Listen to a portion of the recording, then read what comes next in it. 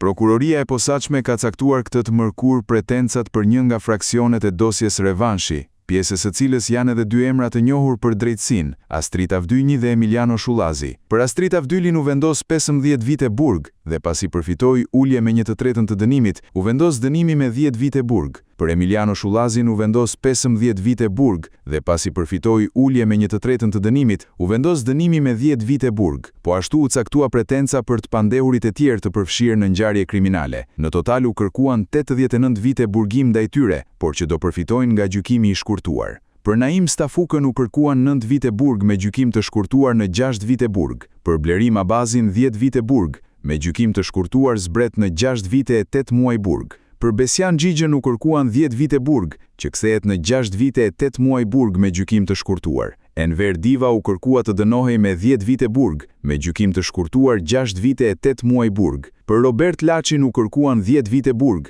me gjykim të shkurtuar 6 vite e 8 muaj burg. Për Gjergj Cukalin 10 vite e 6 muaj burg, me gjykim të shkurtuar 7 vite burgim. Dosja Revanshi konsiderohet një nga hetimet më të rëndësishme të SPAK, që përfshin disa episode dhe persona të dyshuar për përfshirje në aktivitete të rënda kriminale.